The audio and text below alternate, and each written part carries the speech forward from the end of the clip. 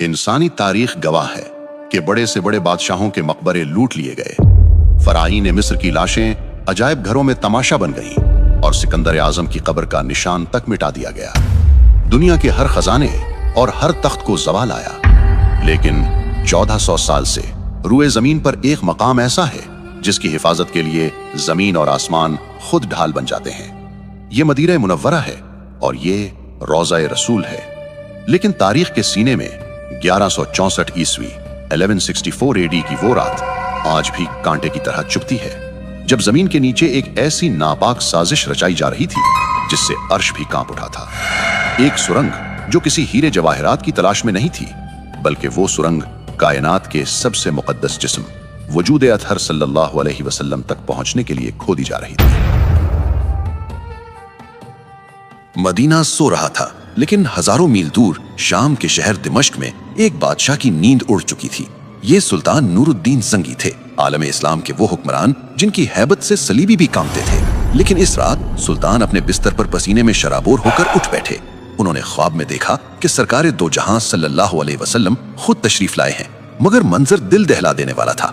रसूलुल्लाह सल्लल्लाहु अलैहि वसल्लम दो शख्सों की तरफ इशारा कर रहे हैं जिनके चेहरे सुर्ख और आंखें नीली थीं, और ज़बान रिसालत से ये अल्फाज निकल रहे थे, महमूद मुझे इन कुत्तों से बचाओ। सुल्तान जंगी चीख मारकर उठ बैठे। जिस्म कांप रहा था, आंखों से आंसू जारी थे। वो समझ नहीं पा रहे थे कि इस ख्वाब का क्या मतलब है। नबी सल्लल्लाहु अलैहि वसल्लम को किससे खतरा हो सकता है। सुल्तान ने वुजू किया, नफल पढ़े और दोबारा लेट गए, मगर ख्वाब फिर आया। वही दो चेहरे, वही पुकार, मुझे बचाओ। 3 बार ऐसा हुआ। अब सुल्तान के लिए दिमिश्क में एक लम्हा रुकना भी नामुमकिन हो गया।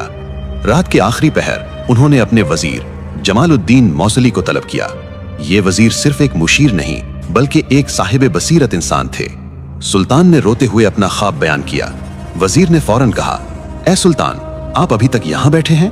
मदीना मुनव्वरा पर कोई बड़ी आफत आई है, आपको फौरन वहां पहुंचना होगा। उसी वक्त हुक्म जारी हुआ। ये कोई सरकारी दौरा नहीं था, ये एक खुफिया मिशन था।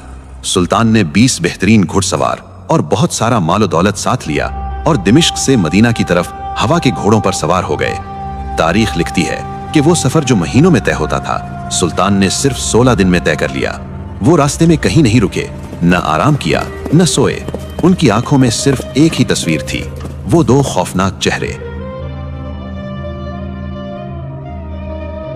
जब सुल्तान मदीना पहुंचे तो शहर की फिजा सोगवार थी। सुल्तान ने सीधा मस्जिद नबवी का रुख किया, रोज़ा रसूल सल्लल्लाहु अलैहि वसल्लम पर हाजिरी दी